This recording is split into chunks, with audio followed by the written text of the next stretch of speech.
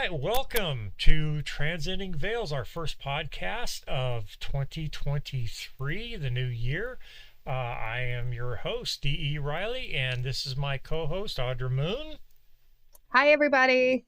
Hey, we're back, guys. We took a little sabbatical over the holidays, but we're back in full swing. Tonight is going to be a kind of a fun little episode. That's really a corny way to put it.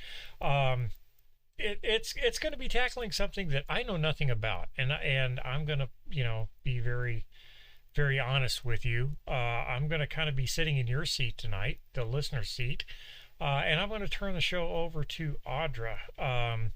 Tonight's show is going to be concerning demonic possession, and honestly, I don't know a lot about this subject. I am as schooled in it as most of you are, in that, okay, I've seen The Exorcist. I've seen a couple of quote unquote possession movies, but really that's about all I've got on it.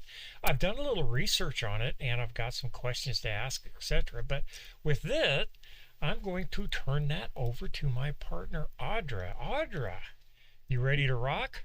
I am so ready. All right, I baby doll. I Where's a good absolutely place to Where's a good what place to start with all this? hmm. So there, believe it or not, there are actually hundreds, if not thousands, of exorcisms that have been done and cases of demonic possession that have been done, like that have been recorded, but we don't hear the majority of them. But one case in particular that almost everybody who has in the horror movie world has heard of is Annalise Mitchell. They actually created a movie based off of her exorcism, but it was called The Exorcism of Emily Rose. Right, right, Um, right. so that's actually based off of Annalise. Annalise was a teenage girl who, out in West Germany, who ended up uh, being afflicted by demonic possession. She was like 16 years old, and um she ended up going through an exorcism. And you can go on YouTube and you can find the actual recordings of her speaking in different tongues other than her native tongue. And it's really, really eerie. Um, for a while, because her family had taken her to leading psychologists and doctors and all of this stuff for her to be diagnosed with epilepsy. But she got increasingly more violent and suicidal, and you know um she was the self-mutilation that, and she was a good Catholic girl, like your stereotypical good Catholic girl. And Now, eventually, uh, got, correct me if I'm wrong on this, but it seems to me, and I want to let this be known right now, right up front. Okay, I don't buy into a God and a devil or a heaven and a hell, and I don't play into that whole aspect of religion. Not to say that that's wrong, that you believe or don't believe in all of that. Whatever you want to believe in is fine with me. I'm just telling you my opinion. So it kind of, it's hard for me to buy into this whole concept that someone was demonically possessed. I mean, I what is the criteria? I mean, what is it that where they draw the line between this person is psychotic or this person is possessed? What are they looking for there? what are they looking for? Okay, so I know I've been through this. I know I've gone through it. I don't remember all of the criteria. I know that speaking in tongues is one. Um, I know that when it comes to demonic possession, it's, um, you know, violent behavior towards oneself and, others. Um, believe it or not, though, I don't remember all of them. You know what? I can solve this though right now. I can double check. We're gonna Thank make God. Thank thank God for God for Google. Google. I know, and you know, it was like, what did we do before Google? But yeah, I mean, I literally was just sitting here doing the same thing, Mhm. looking stuff up on Google while you were talking, and um, really, what I was looking for was more of the actual recording. And I think you sent some to me at one time, didn't you? I did. I sent you the recordings of Annalise. I also sent you the photos of what she looked like before her exorcism, or I'm sorry, not before her exorcism, before her demonic possession, and right before her death. Because she did end up dying um due to the possession. Right. The devil or demon, I hate using those terms. The whatever malevolent entity was possessing her, it kept her from eating and drinking, and she ultimately died of starvation. And And I mean, it's it's phenomenal now, looking at the photos. weren't weren't her parents and the priests held accountable for that? They were due to abuse and negligence. They were actually they actually went to trial, I believe, on it. Because Sorry, I I am also double checking on the signs. Speaking in unknown languages, discerning distant or hidden things, displaying physical strength that is at odds with the possessed person's age or state of wealth. That's interesting to me. That's really interesting to me that it says that, displaying a physical strength that is right. at odds with possessed person's age or state of health, because later on in the show, I have a story that has everything to do with someone's strength. Really? Um, yes. I'm Something that I've personally gone through, that was probably to date the scariest thing I've ever been through. Oh my gosh. And you know, that's I just have, I don't know. And it may be just my upbringing. I've never encountered anything like this. I've never come across anything like this. And I've dealt a lot and come across a lot of things in the paranormal world that, you know, have definitely raised my curiosity, and never come across this. And as prevalent as this is, as much as it happens, quote unquote, happens out in the world, that I never came across it before, you know. And I looked up Yeah. some statistics, and they're phenomenal. I mean, they're just crazy. But one thing I want to do real quick, hang on just one second. I've got this. I just brought it up.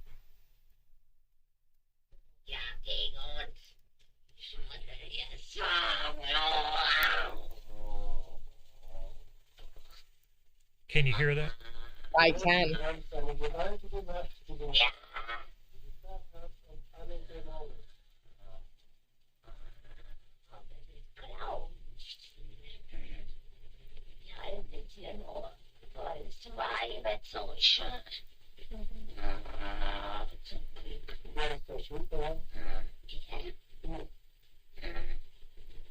Now that's the Annalise tapes, that I found out, and that goes on for quite some time, over 2 hours worth of Yes. recording on that, and that's through multiple exorcisms.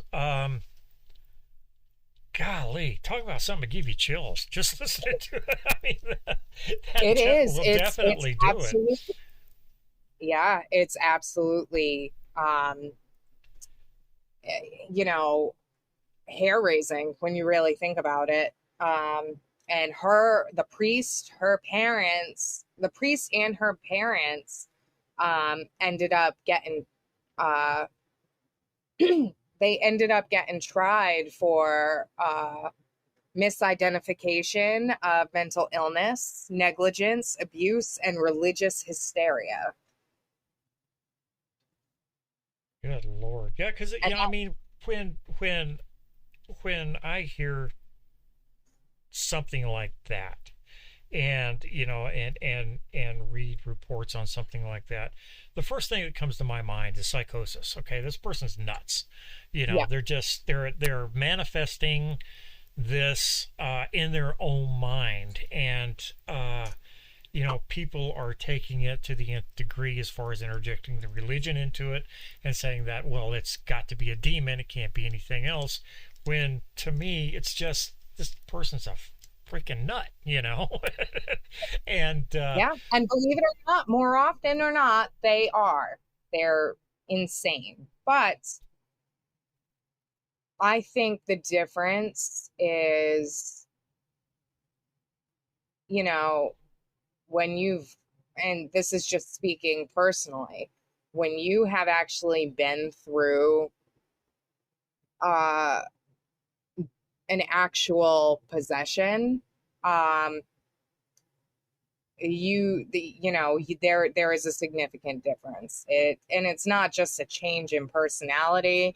It is, like I just read for the criteria, it is a difference in strength. It is, you know, knowing things that no possible that when there's no possible way this person could actually know that. right. There's it's different all Yeah, around. Just and what I found on it, some of the points that I found, number one, aversion to the sacred. So that person cannot be around or anywhere near a crucifix, a cross, a picture of a saint, or a portrait of Jesus or anything like that. They cannot be around anything like that.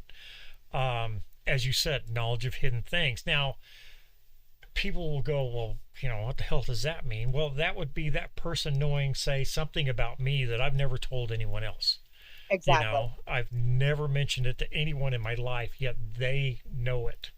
That's what they mean by knowledge of hidden things. Um, as you said, an inordinate physical strength. Someone who, like in Annalise's case, was 65 pounds when I think when she died, something like that. But Yeah, yet she had an overwhelming strength for somebody her size. yeah, And uncontrollable seizures is another one. Now, like I said, it's hard for me to grasp this, and that's why I want you to talk about it, because here's the signs. Okay, that can apply to a lot of stuff. It really can, and especially if somebody has been, how can I put it, over. Uh, I'm at a loss for words all of a sudden, but if somebody is really, really, really, say, in depth in, say, the church and what the church does and the beliefs of the church and the Catholic religion and on and on and on, yeah, that would give them knowledge to fall back on, and something like this. It may be their psyche, and it may be the subconscious psyche coming through, saying, yeah, well, this has got to be the devil because a normal person wouldn't act like this. So yeah, that's kind of what I'm getting at, is how do you know, they have the warning signs, but where's that undeniable proof that this is something? I mean, I can talk in a raspy voice and sound real scary too. hmm. Ask my So kids, they'll tell you. now, I have, and it's funny that you say that because a couple of years ago, I was a I was a haunt actor. and I worked at a haunt, one of the biggest haunts that we have in New England, and I was a headliner. Now, what that means is in our specific haunt, we, excuse me, in our specific haunt, we had interactive haunts that were full contact. And I mean, when I was a headliner, the whole story revolved around a teenage girl named Sadie, and she was possessed. And I mean, it was the whole. I had all my makeup like done, and I was tied to a dirty bed, and I had to throw my voice and alter it and scream and scale walls and backbend off the bed and chase people and slam them. I can play possessed very well. Yeah, you I can. can do it. I'm a witness to that by the series that we did. If you don't know what we're Yes. talking about, folks, on TikTok, Audra and I did a series of The Exorcist where she played the possessed Reagan and I played the priest. And that's kind of how we got together and started this whole mess.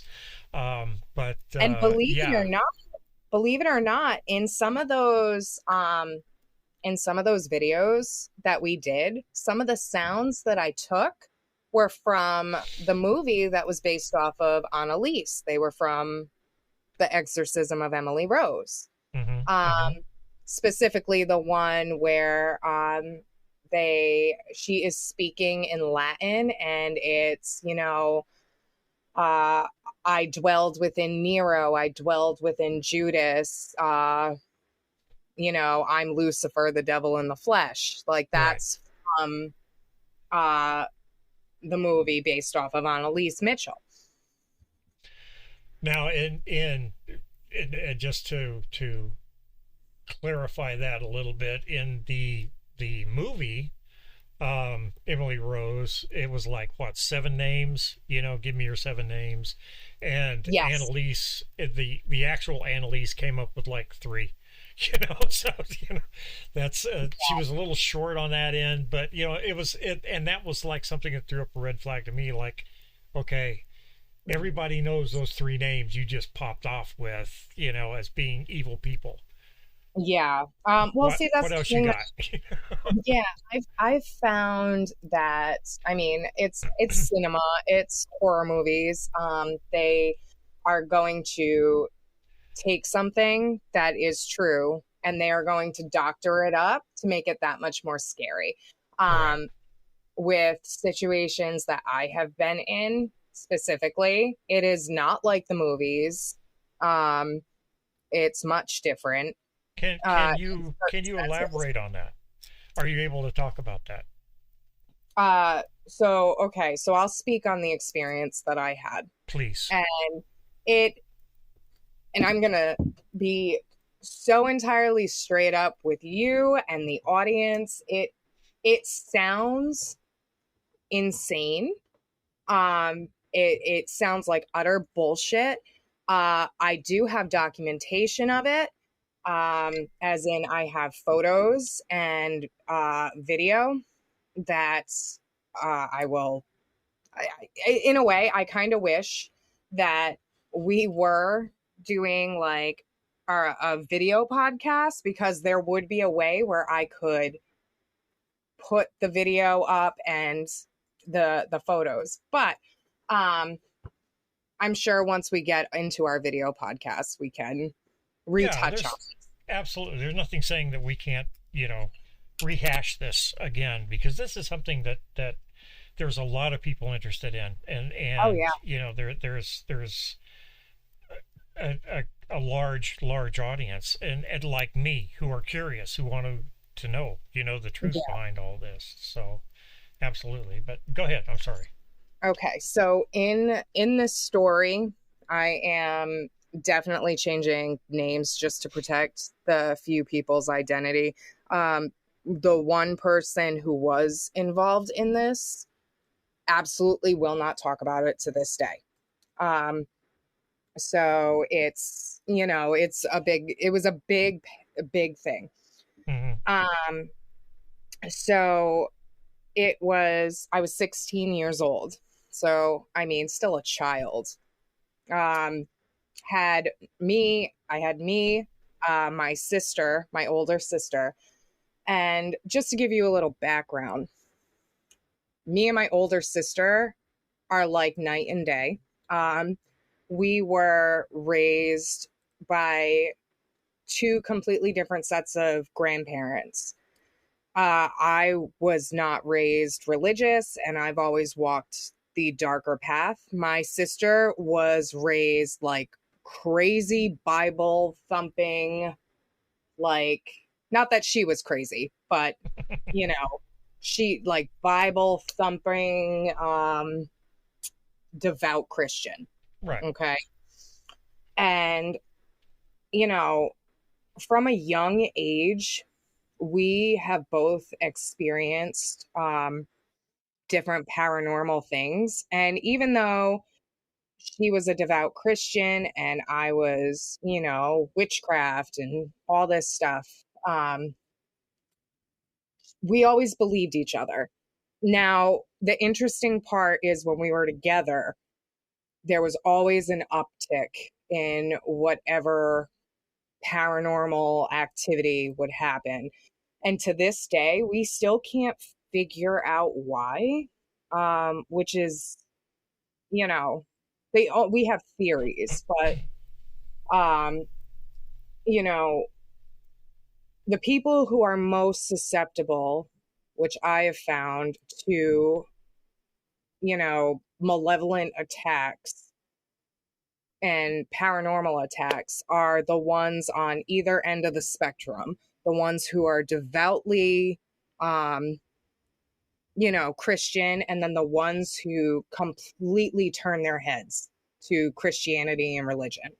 Um, which is, it's interesting because I've noticed that the people who deal with the most paranormal activity are never the ones in the gray area. It's either in the black area or the white area.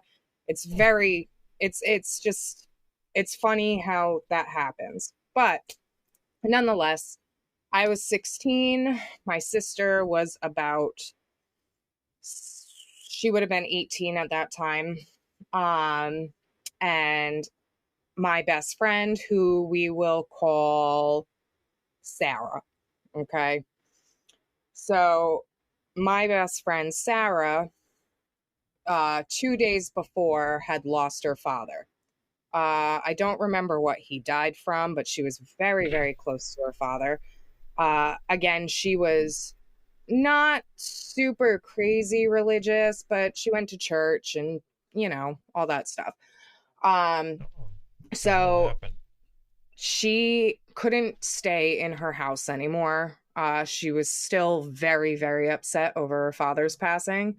So she came to stay with us for the weekend, and we were going to take her mind off of it. And, you know, um, so we all got the ingenious idea to play with a Ouija board. Now, I'm going to be honest with you. I don't think the Ouija board had anything to do with it, because of the paranormal stuff that we had already experienced in this house and, um, all of that stuff. So um, we, for a long time, blamed this Ouija board, but we didn't have a Ouija board. We ended up going and looking up online and getting a piece of cardboard and like drew like this old school, not even a Ouija board, like this old runic spirit board. And we used it, and it was all, haha, stop moving it, you're moving it, blah blah blah. And we asked what we were talking to, and it zipped across as fast as it could. And it actually, which is one of the names that Annalise had said, not her, but in The Exorcism of Emily Rose. And this was the only other time I had heard the name was Nero. It's spelt out Nero. And we're like, what the hell is this? My sister, being a devout Christian, knew that Nero was another name for the devil. So we closed out the Ouija board and we're like, all right, we're done, and we're still assuming that, everyone was just kind of screwing around. Probably my sister, since she knew what it was, and me and my best friend, Sarah, had no idea. So, what ended up happening was us being a little freaked out. We played it in the spare bedroom of the house. My bedroom was right across, and I ended up walking away into my bedroom.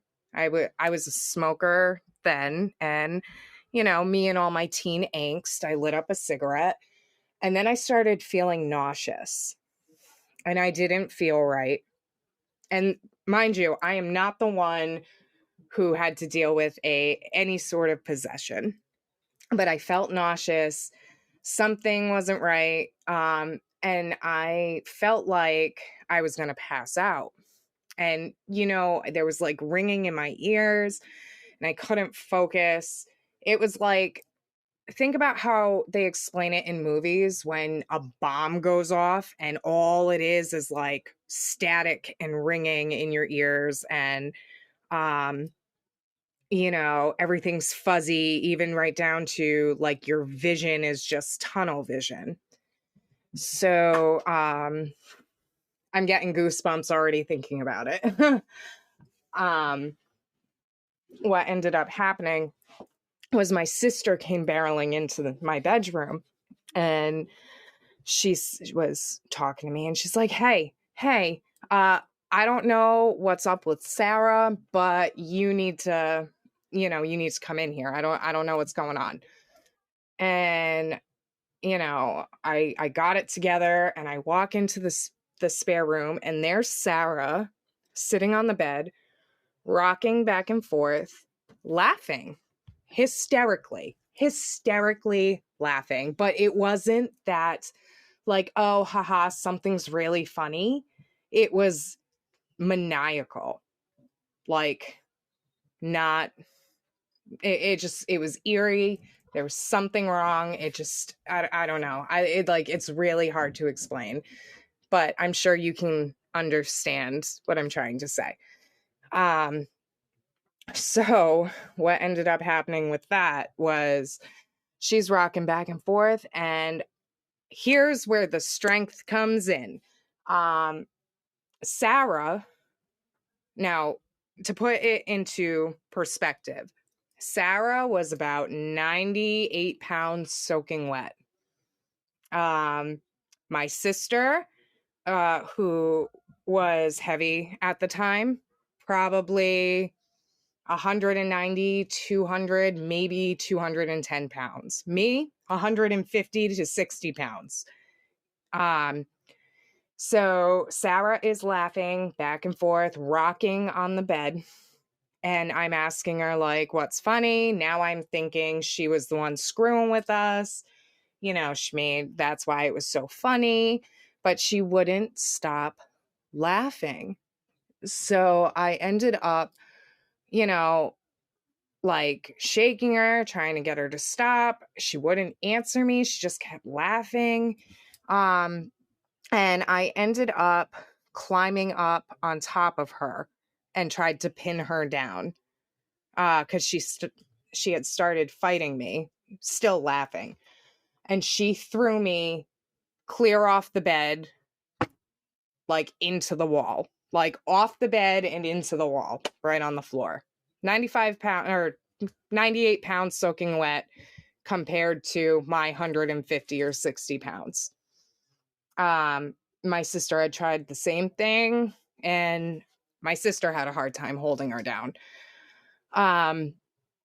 Now what ended up happening then was, between the two of us, we managed to pin her down. And what I didn't know was when this all had started, the Ouija board and everything. My sister had set up her camera because she wanted to record it. Because if her thing was if we got anything, she would go back to her church and show, you know, her pastor and I believe her pastor's wife and whatever. There have been several occasions where they have contacted my sister trying to come here and bless my house. So we managed to climb up on top of her and pin her down, and her father had just died 2 days before. You couldn't even bring up her father without her breaking down. It was a big thing. And so now we're running out of ideas. My sister asks me, you know, we have to get her to stop laughing. What will get her to stop laughing? And I had tried a couple of different things and it didn't work. So finally I touched on her dad and I said, your dad just died and you're sitting here laughing, you know, like what would your father think of you sitting here laughing, or however I put it.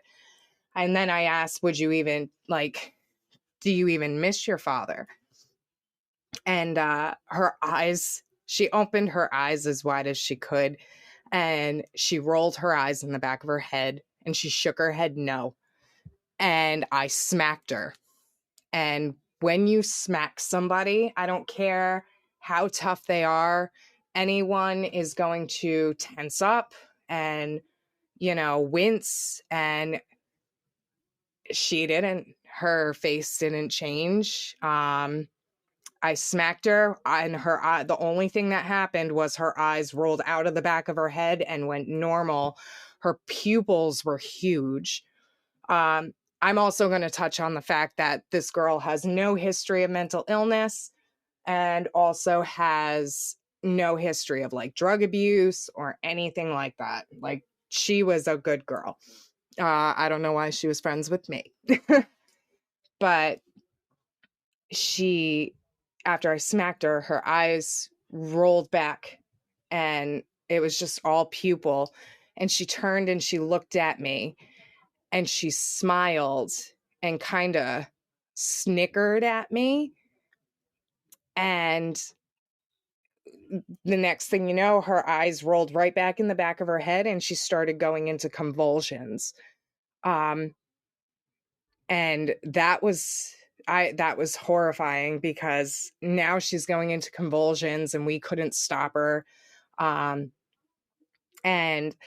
what ended up happening was my sister, while she was holding her hand, my sister started reciting passages from the Bible. I don't even know if that really had anything to do with what had happened next, but we were scared. And what happened was she's in these convulsions. She's basically like, I don't want to say she was foaming. I couldn't tell if it was like her foaming at the mouth or if it was like vomit from whatever she was going through. And then everything just went still. It just stopped. But she wasn't breathing. So see, my voice is cracking because now I'm like, she wasn't breathing. And it felt like an eternity, but it was probably only 30 seconds. And then her breathing started again. And, you know, me and my sister are pouring tears. We're crying. We don't know what to do because our initial thought was this girl's going to die. And we're going to get blamed or we can't stop it. You know what I mean? And what ended up happening after that was we shook her and tried really hard to wake her up, and we had a really hard time getting her up, but finally she gets up, she's rubbing her eyes, and she looks at us and she goes, "What the hell is the matter with you guys? I was sleeping." She had no idea anything had happened. And we're crying, so now she's freaked out. She had a cross And it was actually her father's chain on her neck, and she had blisters all underneath the cross on her neck. So she started crying over that. Um, it was all red, it was blistered. And those blisters stayed. They didn't go away. They like literally had to heal on their own. It's not like in movies where, you see people rid themselves of a demonic entity and their faces go back to normal. And but she, we ended up showing her the footage, and we took pictures because I smacked her so hard that my handprint was welted on her face the rest of the night. And I mean, we took pictures of that. My sister had showed her the video on her digital camera. And she broke down crying, and she refused to sleep upstairs. We all ended up camping out in the computer room. And from there on out, she never came back to my house again, ever. She never came back to my house again. We had remained friends for a little while after that, but she wouldn't speak about it. And anytime we try and bring it up, she absolutely would get mad and walk away from you. It was the scariest experience that I've ever been through. And I hope I never have to go through it again. But it was, oh my God, like it was scary. And ultimately we ended up, after she stopped coming around, that's when we lost touch.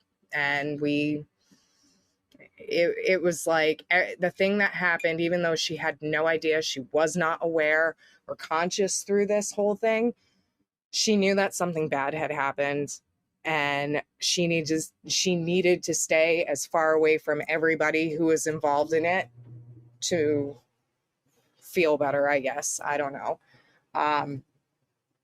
So yeah, that's my story. I mean, it's not super crazy, and there weren't books flying everywhere, and there weren't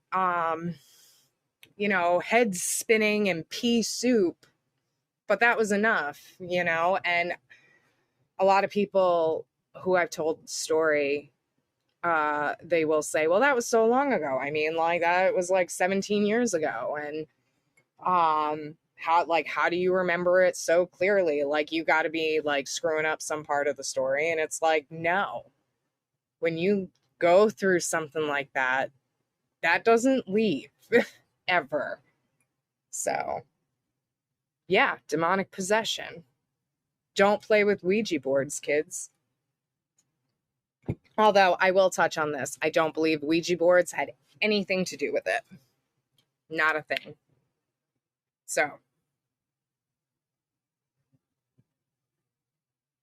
Ah, you're kidding.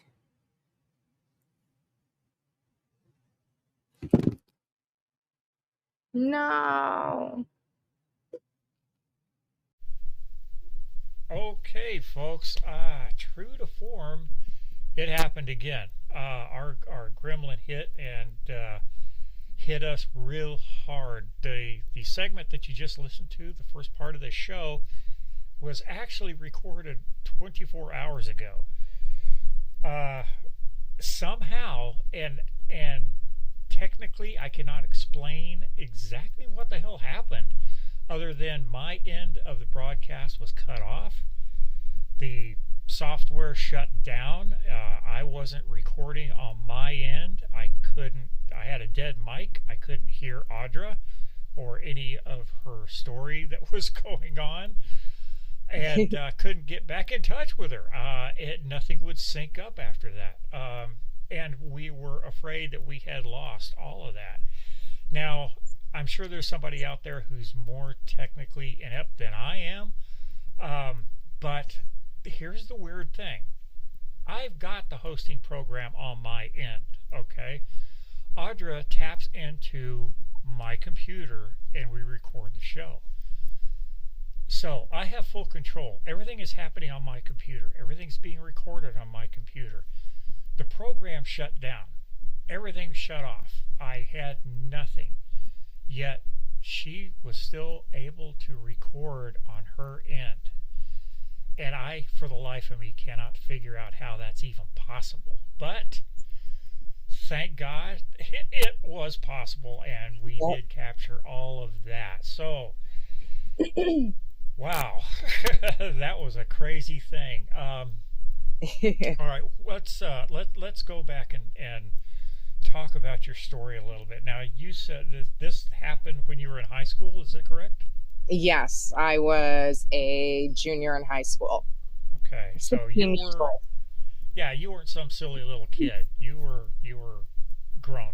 Okay, so, but yeah, the thing that strikes me odd, and it's fascinating. I mean, I listened to it twice now.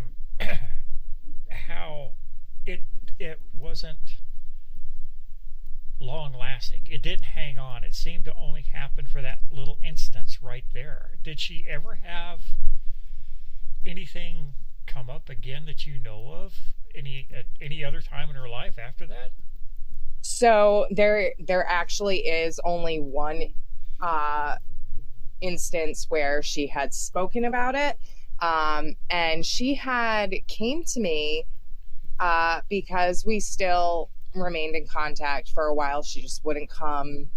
She refused to come to my house. But before she fully separated from me, what ended up happening was she came to me and she said, I had the strangest dream, although it doesn't feel like it was a dream. She was like, I could have sworn I was awake. And she woke up in her bedroom and there was this thing. She couldn't tell me what it was. She couldn't tell me what it really looked like, but something negative. And she said it was hovering over her in her bed, and it had its hands on her stomach or around her or above her stomach. I'm not really entirely sure on the details anymore on that. And she said that she felt like she was awake. She jumped up in bed and it was gone. And, she didn't know if she woke herself up or if she had actually seen it. But the interesting part of that is about a week later, she also had found out that she was pregnant. So, Wow. so that was eerie, but Yeah, but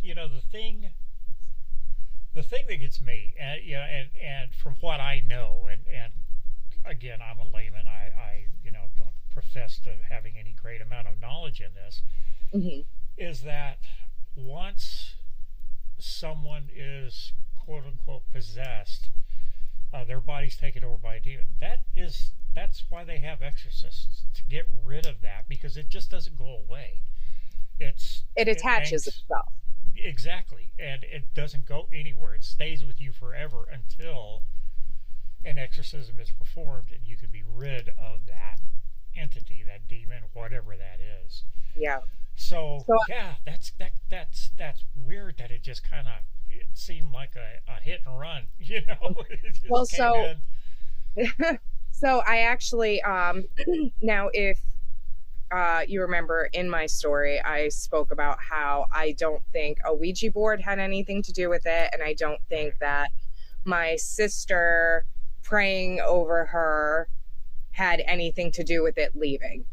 In my experience, that in multiple experiences, and some that I actually have documented, some that I have documented via TikTok, but have not posted them. In my experience, there are also these things that are almost like, the best way that I can describe it is they're walkthroughs. It is where it's like a mini possession. It's body. Another term for it that I've heard used is body hoppers. Um, it's where, you know how in movies they show psychic mediums who, you know, channel a dead loved one, and they come through for only a short amount of time to send a message or whatever. um, that is actually a body hopper or a uh, spiritual walkthrough. I myself have, you know, physically captured that on film with myself. So may not be the best of cosplays, but I did a serial killer series on TikTok. And, you know, I went through the John Wayne Gacy, I did Jeffrey Dahmer, I did, you know, Richard Ramirez. And then I did my last one. Now, mind you, this is going back last year. I did my last one. I did Charles Manson.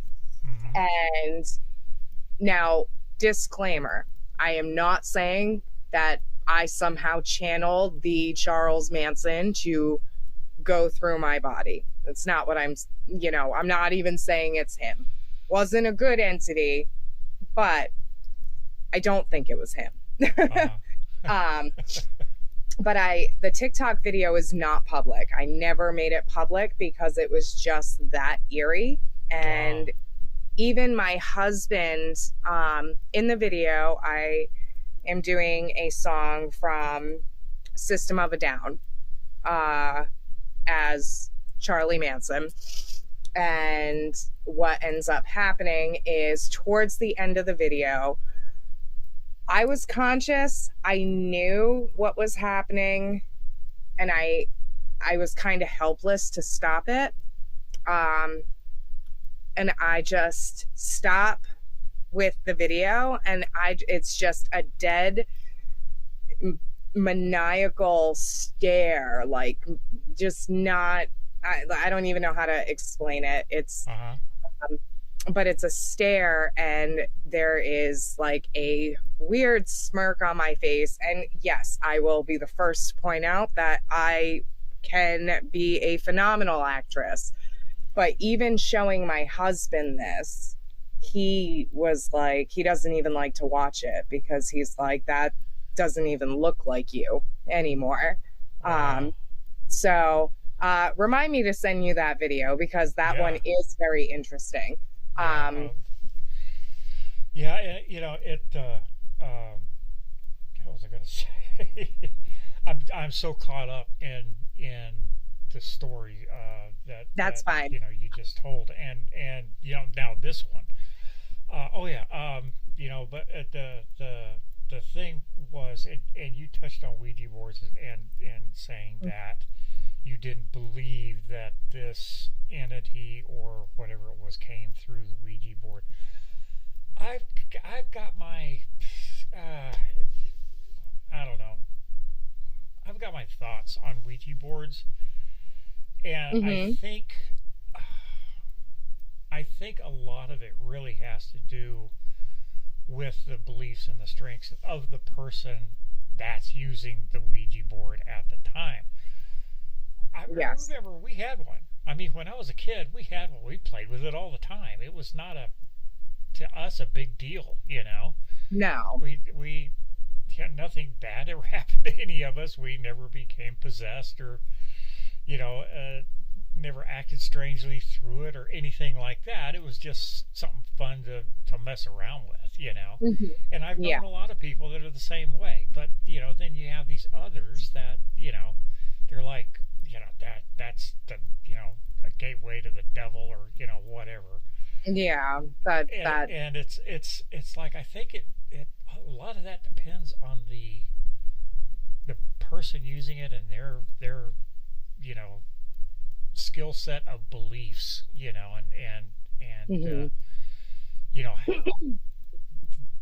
don't know how else to put it, that they are, makes them susceptible to, maybe something coming through. I'm Mhm. not, like I said, I've got my own beliefs on the subject of um, of heaven and hell, and all of Yeah. that, and which literally does not make it possible for anything like this to happen. Yet it does. That's why I question the psychosis. That's why I Oh, question the mental stability of that person, and that it is it epilepsy, is it because we don't know what the brain is capable of doing, and it can freak out sometimes. It can wig out. yeah.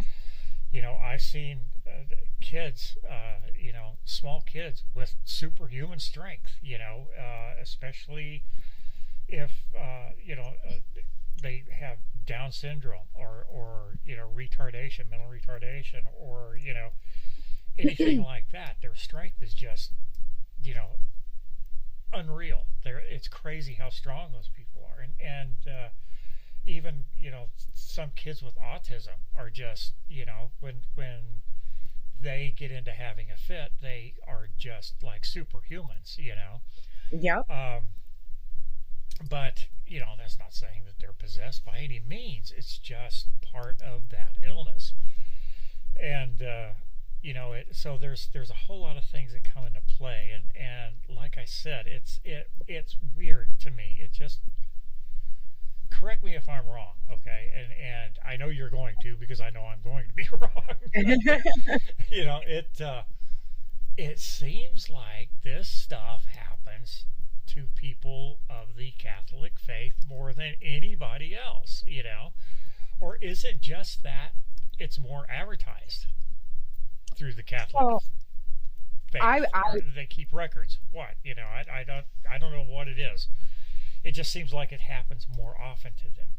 well, okay, so if you think about it, it definitely is more mainstream when it comes to the Catholic religion. Um, you know, but it's like I spoke about earlier in the episode. It's almost like you have these two different ends of the spectrum, the ones who follow whatever religion devoutly, and then the ones who completely turn the other cheek to religion, which I would be one of them, that seem to be the most susceptible. But then you have people in the gray area who pay no mind to either side. You see what I'm saying? So it's almost like the ones in the gray area usually aren't the ones afflicted. So it's really interesting. You know, it's really interesting to think about it that way, because when it comes down to it, it makes it seem like it's either, if you don't follow a certain god, or whatever, you're you're more at risk of being possessed. And then on the other hand, if you do follow God or any religion, you're more at risk there, because you're going to be, the way that they view it is they are going to be tested. Their faith is Right. going to be tested. Um, so, but I do definitely think that, um, you know, exorcisms and demonic possession and oppression, are, you hear more about it in the Catholic religion. But if you go across the board, there there Buddhists, practice exorcisms. Voodoo and hoodoo exorcisms are big in that. Judaism.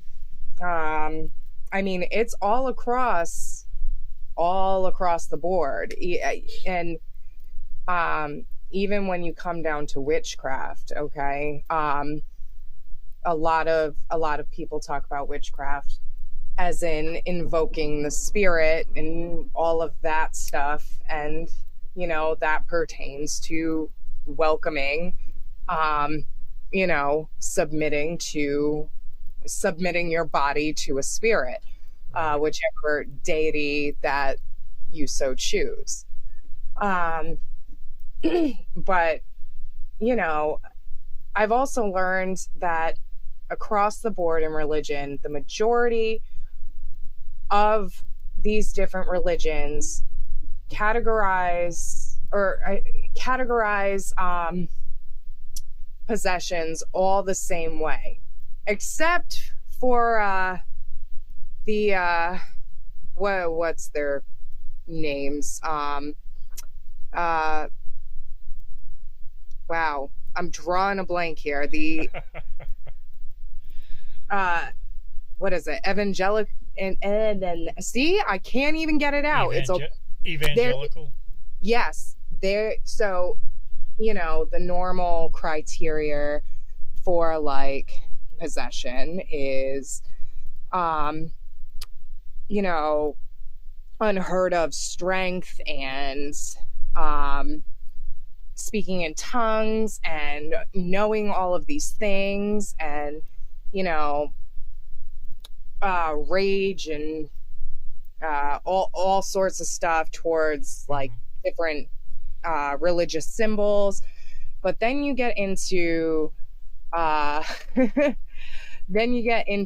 evangelical Christianity, and actually, their symptoms of possession include chronic fatigue, being homosexual, uh, watching pornography, and drugs and alcoholism. That is the Well, criteria. so I guess I'm possessed. Right? My God, if that's the case, then the majority of the world is. Yeah, and the thing, and like I said, it seems that the majority of the stories that involve possession and exorcism are just getting laid in the Catholic's lap over and over and over again, And I don't Mm-hmm. know why, unless it's just a whole formalized thing, ritual that they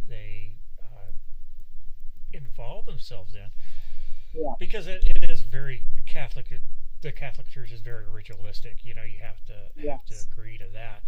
Um, but the statistics that I came across on this all boil back down to the Catholic Church. Everything, all they're the ones that are keeping the records. So I think that's why they kind of opened the door to this getting Yeah. thrown on them like it is. But it was like, and you don't think this stuff is happening still today, but it's crazy how much of it is. 2005. Now, granted, that's not yesterday anymore, but when you're my age, 2005 was just a couple years ago. Um, there was a nun that was chained to a crucifix for 3 days, involved in an exorcism. She ended up dying at the hospital. In 2018, excuse me, there were 250 priests trained from 50 different countries on how to perform an exorcism. Yep. Okay, Pope Francis called and encouraged all priests across the board to encourage exorcisms in the church. Yep. Even today, okay, over the last 60 years, this is going to blow you away. Over the last 60 years, there has been over 260,000 exorcisms performed inside the Vatican. That's Wow. 7 a day. Yeah. Yep. 7 per day. Good God. That there's a lot of fucked up cat. That sounds wrong to say, but that seems like an awful lot of fucked up Catholics out there. That, You that know, really I does. I hate to say it too, because with those statistics, Now, my whole thing, what I was going to say is, I think the reason why people seek out the Catholic Church or the Vatican um, for exorcisms is because they're very, very selective. They really need the full blown proof that this is in fact a demonic possession. But with you saying they're doing on average 7 a day, it doesn't sound like they're being that selective. They need to put in a fucking McDonald's drive-through. You know? Absolutely. That's crazy. I could not. I had to literally read that 5 times over and over to make sure I was reading that correctly. But that's what that's exactly what it said. Just insane, you know, the amount of exorcisms that are going on even still today. Yep. You know, and naturally, what do they attribute it to? The lower attendance in churches and people going to church and practicing religion. Yep. People aren't doing it anymore, you know, and so that's opening, according to them, opening the door for the devil to come in. Yeah. To me, people aren't doing it anymore because it's archaic. You know, they really need to update it and start telling the truth instead of giving people a bunch of fairy tales to go off of, you know. And Yes. I know I'm going to catch shit for that. You know, I know that already. But you know, like I said, that's the way I feel about it. So yeah. I mean, but when you really think about it, okay, like, I think, so obviously with telling my story, you know, it sounds like I was just a scared little 16-year-old girl who didn't know what to do, who was messing with things I shouldn't have been messing with. But, you know, everything else, or people's perception of demonic possession is that it's like The Exorcist, it's like the movies, and it really is, just from my story, it really is not. right. You know, I mean, like, her having blisters where her cross was, I mean, that was very movie-like, but, you know, it's not like her flesh peeled and her eyes, you know, changed black, Right. you know, and she was scaling the walls. It wasn't by any means like that, but it was just as scary, you know. Excuse me. Yeah, I can. You know, I can't even imagine what it would be like to encounter something like that because I've never have. You know, I mean, I've never come across anything like that. Now, granted, and through our talking, you know that I've encountered some weird shit in my lifetime. You know. But that has never been one of them, and I think that is simply because I'm not religious. You know, I'm not drawn towards that. Now, the only time I have ever encountered anything like that, and I don't know if I told you this story or not. I don't remember now. But I was in high school. I think I was a sophomore, junior, maybe. It's hard for me to remember now. It was a long time ago. But a friend of mine had asked me over to his house because his mother did a Bible study on Wednesday nights or whatever at their house. Yes, you did tell me about this. Yeah, and I don't. They weren't affiliated with any kind of church. It was almost like they had branched off and were doing their own thing. But we went through this entire Bible study thing, and like I said, I was being courteous more than anything else to my friend. He invited me, and I said yes. I thought I'd go check it out. So we're sitting there, and one of the ladies came up to me, and she got right in my face, and I thought, okay, this is weird. And she goes, "The power of Jesus is upon you." And I went, "What?"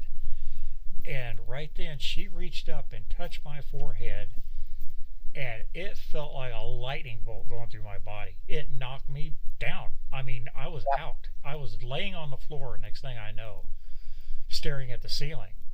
And that literally scared the hell out of me, you know? Yeah. I never went back. I don't know what it was. It did not feel good to me, you know? Yep.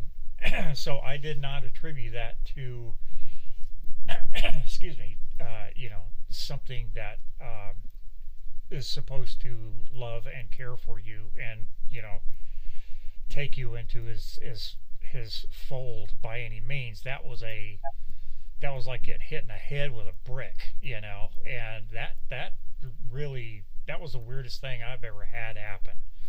So I don't know to this day what the hell that was. I have no clue. You know, I I'm just gonna know I didn't like it. I'm gonna point one thing out too. So, everyone talks about demonic possession or possession in general. And, you go to the church to seek help and, blah, blah, blah. We all know the story. But if the church is so against, possession, isn't, and we've all seen the whatever they are, televangelist, blah, blah, blah. I can't even say it. Televangelist? Yes. I don't know why I can't speak today. It's not good for a podcast. Oh my God. Yeah, so we've all seen those on late night TV where they're like, the Holy Ghost is in me, and they're jumping up and they're flopping around like a fish out of water, and it's like they are being possessed by the Holy Ghost. So, I mean, so that possession's okay? I just, it's a whole bunch of phooey to me. Yeah, I mean, that's one of the reasons why I don't buy into all of it. Although, once again, with what I just described to you, I have no reason for that happening. I can't explain it, Yes. Yeah. So it was really trippy. All I know is that I didn't go back. I did not like it at all, and I never went back after that. It literally terrified me. No. There's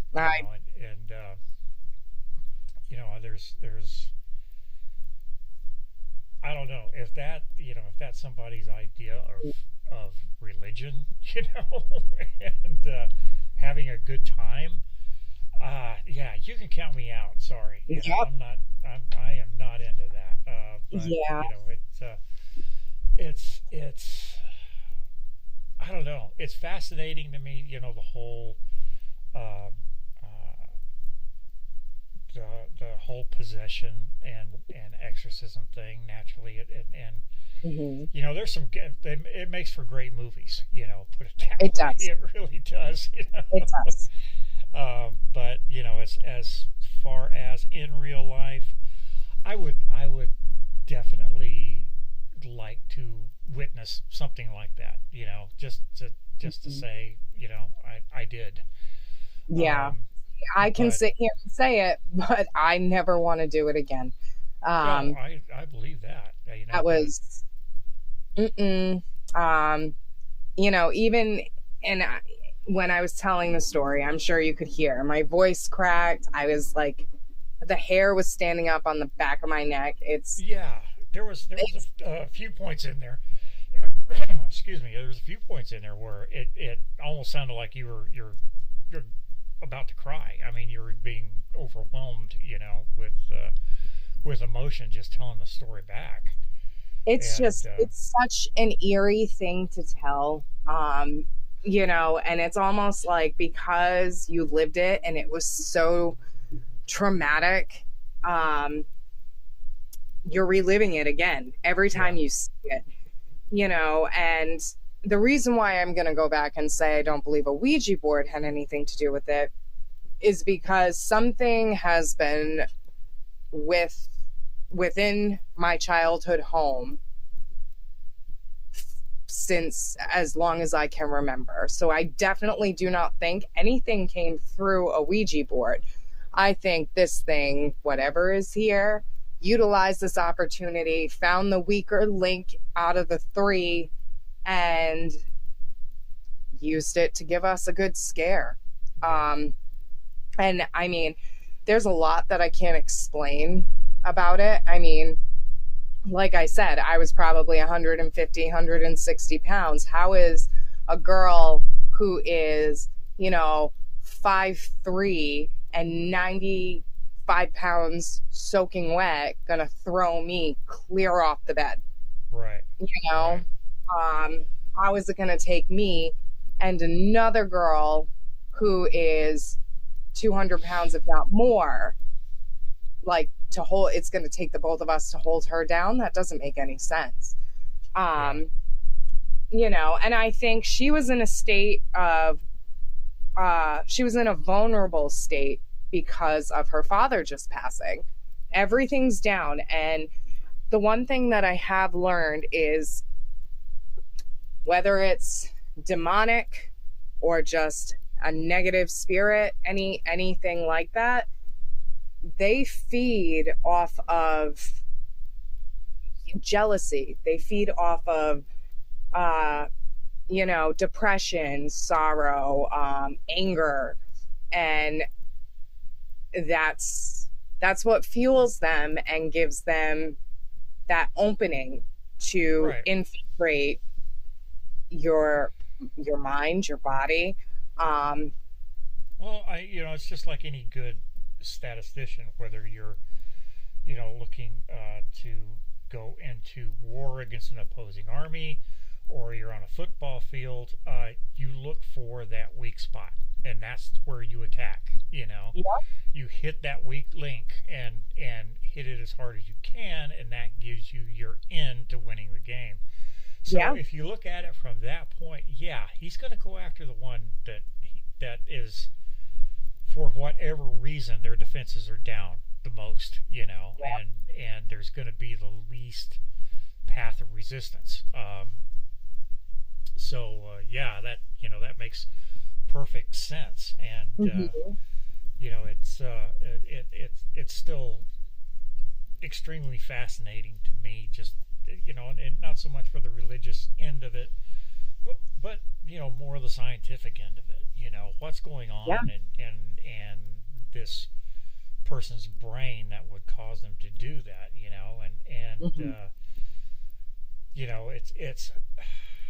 It's so hard to decipher anything that you get across the internet now, because like you and I have talked about before, there's so much of it that is faked, and it's easily faked. Excuse me. Yeah. Especially with today's like editing and all of that stuff, it's so easy. I mean, I have come across just on TikTok, and these are TikTok videos, some incredible scenes that are CGI, and you'd never know it. So it's like, it's crazy, what average people can get their hands on and how they can manipulate videos or pictures. So, I mean, I definitely pick things apart 100%. I'm good for that. I'm 100% good for that. As much as I wish it very well could be real, my senses will kick in and I'll be like, no, no. Something's up. Yeah. And, granted, entertaining as hell. Some of them are just really fun to watch because they've done such an elaborate job, But, it's so easy to fake stuff anymore that it's getting to the point where that area is just a big gray area, because you don't know what's real, you don't know what's not real. And unless you know the person and can actually see what they were doing and where they were doing at, it's almost impossible to debunk some of this stuff unless you have really sophisticated equipment, Yeah.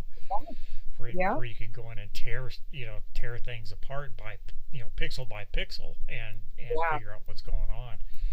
And there's so many people out there who are susceptible to it and who buy into it hook, line, and sinker. Yeah. That's it's it's really, to me, detrimental to, once again, hitting that weak link in these people that say, "Oh my God, that's what a possession is, and I go through that every day. I must be possessed." And Yeah. now, if there is any question about this person's, mental stability, or the at the time that they come across this, that could be something that trips them up really bad. It can cause a lot of harm, and people Mhm. don't realize that. They do it just for fun. They do it to get views, but they don't understand how it can really hurt somebody, in the long run. If somebody's that gullible, or they, are teetering on the edge of a mental issue, and that something like that can just drop them right off the side. So Oh my you have to be God. careful with stuff. Absolutely. And, it's so, there is such a fine line between mental illness and demonic possession. Um, it's like, it's like, there are literally, and this is just something that I read. I don't have the notes on it, and I should have grabbed the notes on it because it was really interesting. And it was in regards to demonic possession. And it was an actual psychologist who was treating mental illnesses, but diagnosing them as, in fact, not that he was misdiagnosing them, I'm sure he was, but he was insisting that he could determine whether they were actually mentally ill with epilepsy or, uh, borderline personality disorder, because, and I'm not an expert on like all these mental illnesses, but I do believe that one symptom of borderline personality disorder is hallucinations. Same thing with schizophrenia. But it was a whole article about him and how he could determine whether it was in fact mental illness or it was demonic possession. And he would treat demonic possession with a series of procedures, surgeries, and I'm not talking like lobotomies. I'm talking more or less like fixing a certain like portion of the brain,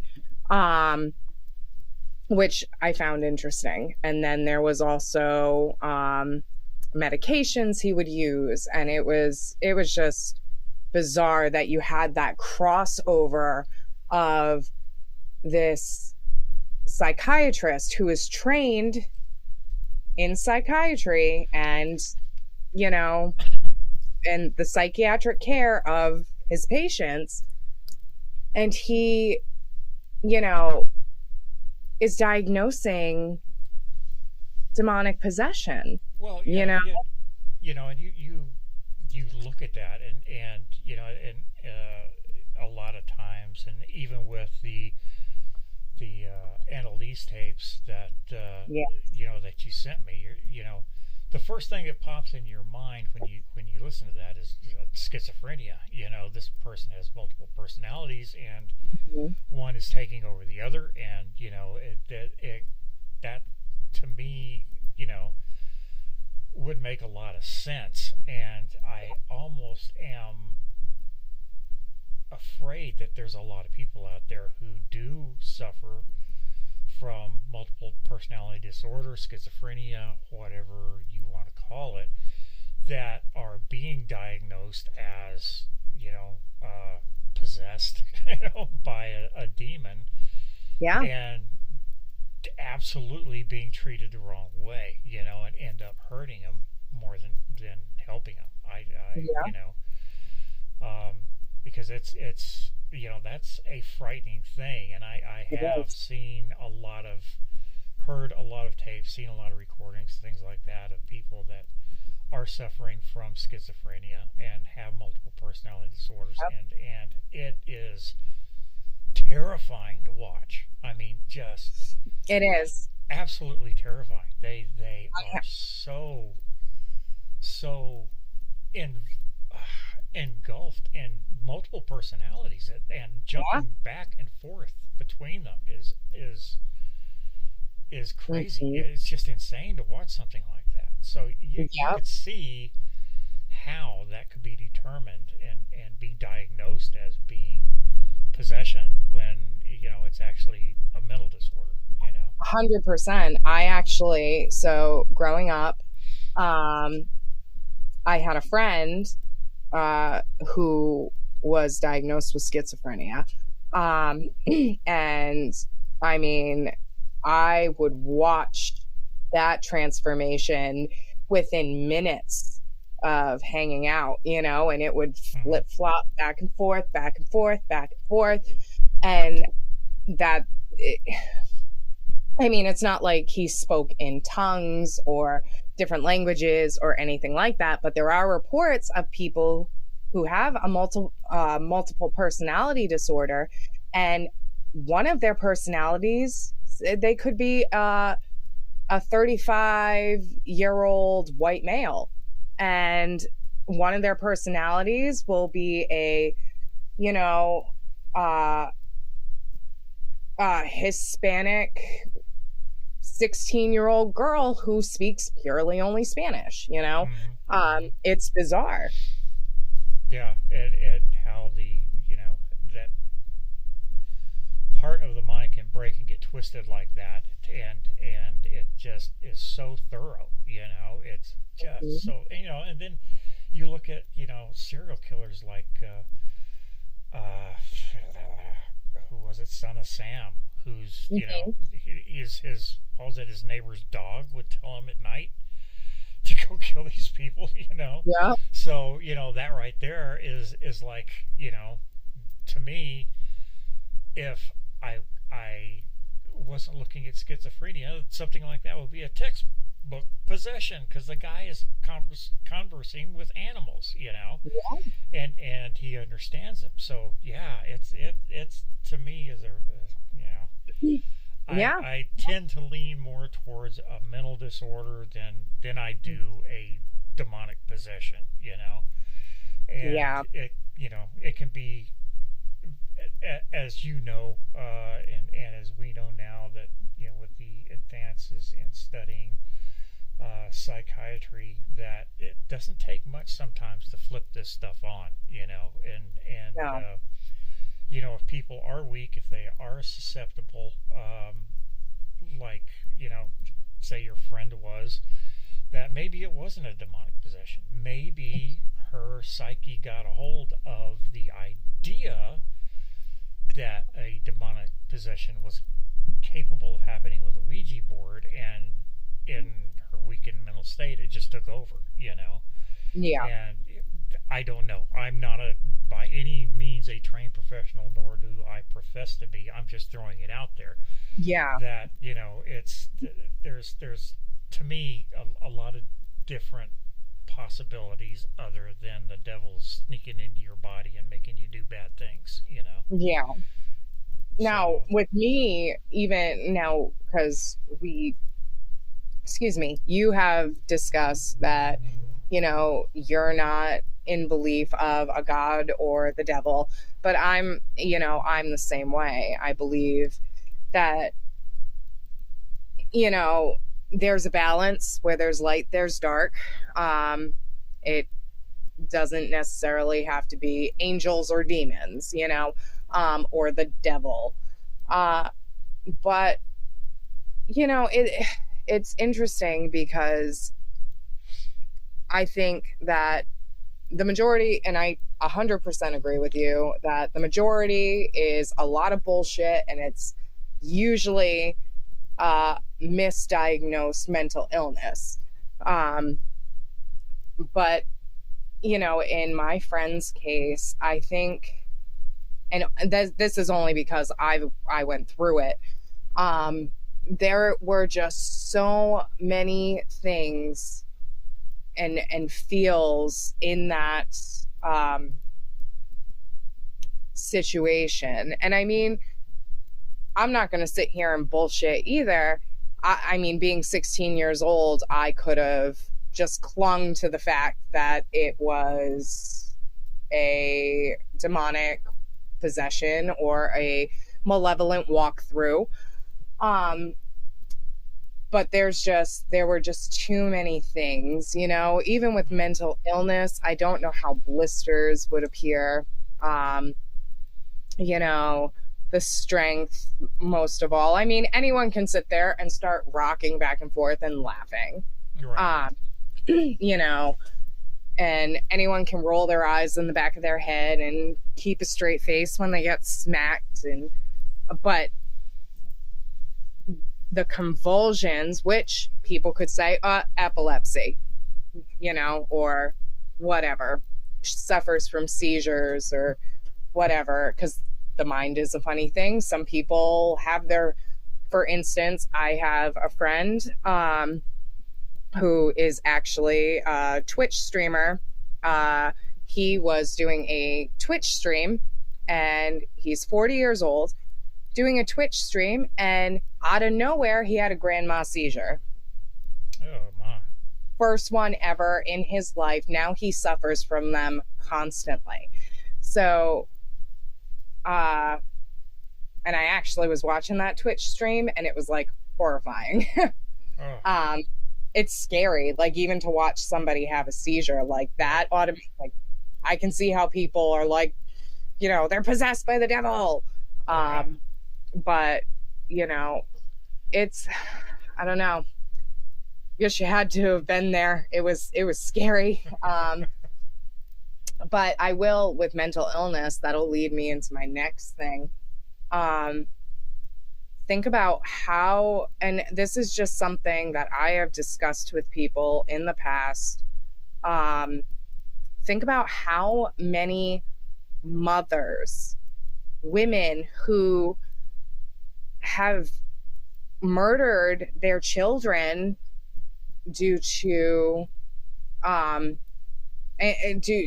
claiming that they're protecting them from the devil, or the devil told them to do it. You know, I actually came across a woman who I don't remember her name. I briefly scanned over her case, but she was insistent that she was being oppressed by a demonic entity. Now, the difference between possession and oppression is if you have a little bit stronger of a being, or I shouldn't say being, human being, it's going to take time to break you down into inadvertently allowing this thing to enter you. So with oppression, you know, it's seeing figures, you know, think Paranormal Activity, you know, if you've ever seen that movie. Yeah. The couple in that film were being oppressed before, at the end, ultimately, spoiler alert, Katie, which is the girl, ends up becoming possessed. But this woman had claimed that she was being oppressed by a demonic entity. She was hearing voices. She was seeing things that weren't there. Things were happening to her. And ultimately, and this is where it's going to get graphic, she stabbed her 2-month-old baby to death, obviously, like 47 times. Oh, my God. And I've listened to the 911 call where it is her sister, because I guess her sister showed up, and she was on the couch rocking back and forth saying, "I'm so sorry, the voices made me do it, I had to do it." They won't leave me alone. And actually, here's where it gets even more graphic. Not only did she stab her infant over 47 times, I believe that when the sister had walked in, at least I think that's the time frame that this happened, she was actually consuming part of her infant. Now, she kept with her story. She was sentenced, obviously life in prison, no possibility of parole, blah, blah, blah, blah, blah. I don't remember her name. I wish I could tell you her name, so that way anybody who's tuning in and is interested wants to look that up. I'm sick, so I will hang on to stuff like that if I find it, and I will watch it or read it, and I will go through the entire case. Other people don't have the stomach like I do. Yeah. So she kept up with her story that the devil was after her and making her do these things. And now, if you want to get into mental health, to me, it sounds like postpartum psychosis. 100%. Now, I am, not a stranger to postpartum depression. I had postpartum depression with my last child, my youngest, my third, and it was the most awful thing that I've ever had or ever had to go through. And that lasted months and months. I'm going to say that lasted until she was probably about 6 months old. But here's the difference, which I didn't realize at the time. I had postpartum depression. I had never heard about postpartum psychosis before. Now, postpartum psychosis is much different than postpartum depression. Postpartum depression is, you got the baby blues, you're depressed, you're tired, you're overwhelmed. More often than not, women who suffer from postpartum depression, and I'm not downplaying it for any viewers listening out there. Postpartum depression is an awful thing to go through, but postpartum depression is not going to drive you to kill yourself or your children. Right. That's when you get into postpartum psychosis. That is a completely altered state of psyche. And unfortunately, you can get on medication to help it, but when it comes down to postpartum psychosis, it's not your fault, and it's a temporary mental illness due to hormone changes.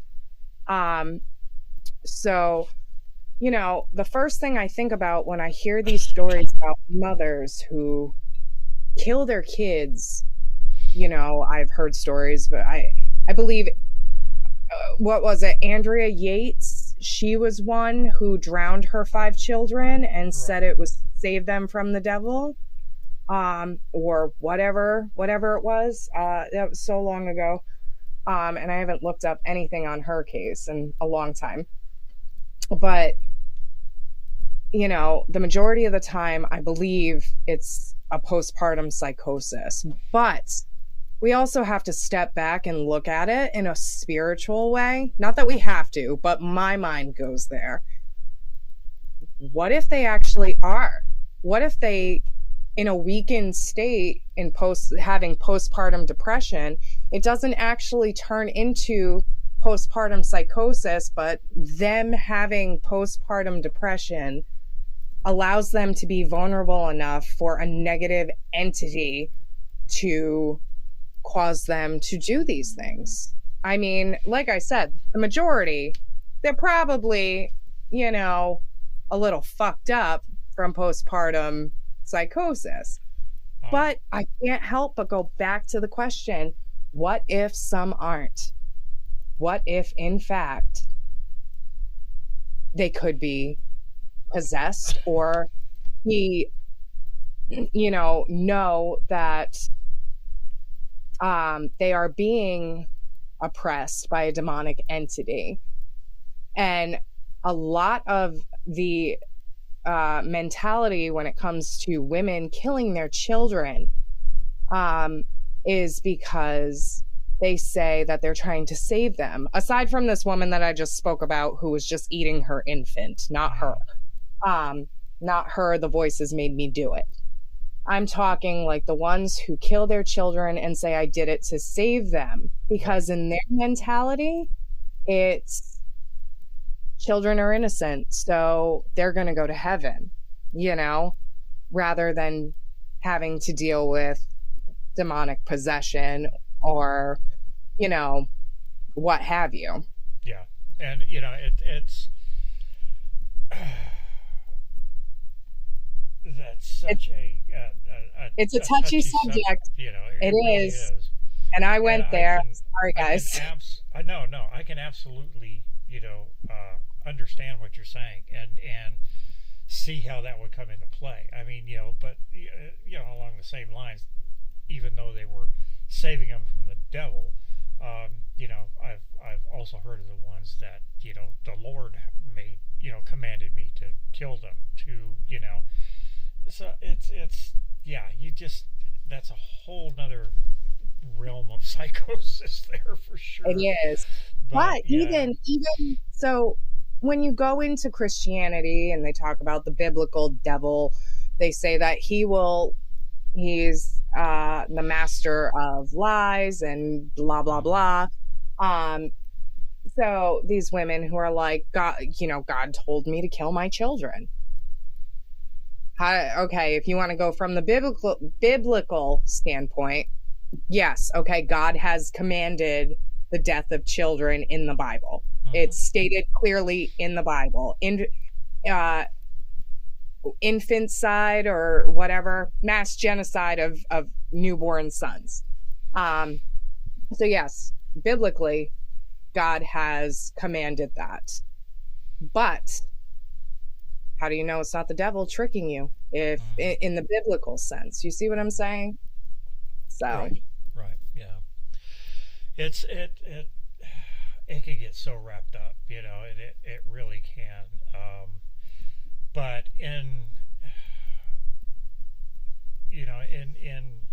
conclusion to all of that, entertaining, hell yeah, you know, the thought and the idea of demonic possession and exorcisms is highly entertaining to people. If it wasn't, there wouldn't be so many movies about it.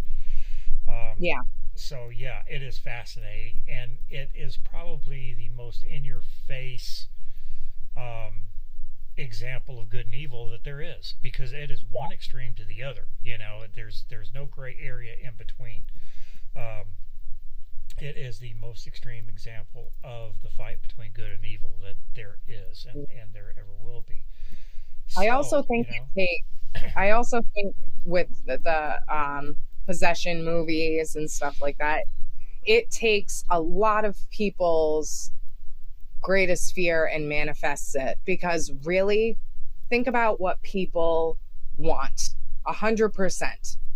People want 100% control of their lives, you know, all the time. That's what they want.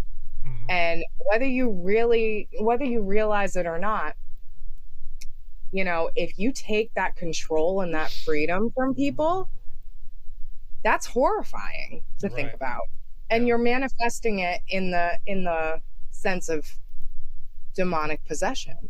Yeah, definitely. Oh, but yeah, it's crazy. I want to do this again.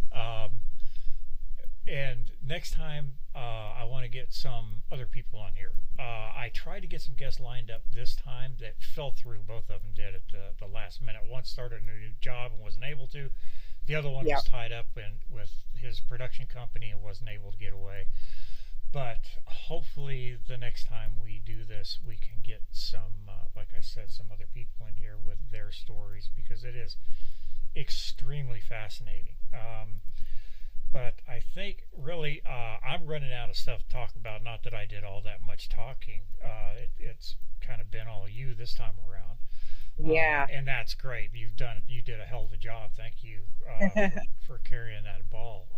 You really did a number. And you know, we need to find out a name for this gremlin that keeps terrorizing us around here and causing us so much Oh, harm. yeah. Um, but I don't have anything else to add to the fury right now. How about you? You think we hit the end of the line for now? You want to I call it? think I think we've covered a decent amount this segment. And I mean, we can have plenty more discussions about demonic possession in future episodes. Oh, Uh, absolutely. it would be really interesting. And I think that we should very well, uh, kind of put it out there. And, as far as looking for guest spots to share their stories, and we can filter through them, and um, we'll go from there. It'd be really interesting to see what other people have to say on the subject, and their experiences. Definitely, definitely. So if there's anybody out there, any of our listeners out there who've ever uh, come across anything like this or experienced it firsthand, please contact us. And you want to tell them how they can get a hold of us? Absolutely. So if you want to reach out, you can get either myself, Audra Moon, at Audra Moon _ on Instagram. You can also get D.E. Riley at D.E. Riley, right? Is that still your handle, D.E. Riley, or is it Not Really Willie? Not really, Willie. Okay, That'd be the best way to go for it. Okay. So you can get in touch with me, Audra Moon, at Audra Moon _ on Instagram. You can get in touch with D.E. Riley at Not Really Willie on Instagram. You can contact us via email at transcendingveils@gmail.com. We also have a Twitter page at Transcending Veils. So feel free. And our Instagram. Our main Instagram, Transcending Veils, on Instagram. You can find us everywhere. So yeah, and Facebook. Look up our page on Facebook. We're out there also. So yeah, yes, we're easy to find. Put it that way. But yeah, we would love to discuss it with you, and maybe even have you on the show to sit in with us and share your experience. That would be absolutely fascinating. But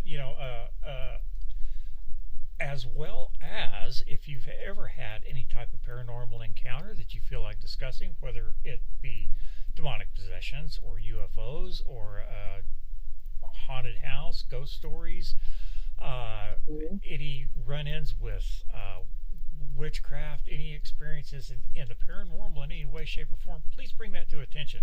If it's a subject you would like to hear us talk about, then yeah, bring it to our attention, and we will be glad to talk about it with you, or just talk about it in general on the show. Absolutely. I am 100% game for some guests on here. I think that'd be fun. I think that'd be a lot of fun. All right, with that, kiddo, I know you're feeling a little under the weather tonight. I'm sitting over here choking myself with my own health problems. I think we're going to call it a day, get a cap put on this thing, and with that, guys, hey, thanks for stopping in. We appreciate you listening, taking time out of your day, and we will talk again soon. Until then, from us here at Transcending Veils, guys, keep it spooky. Bye, guys.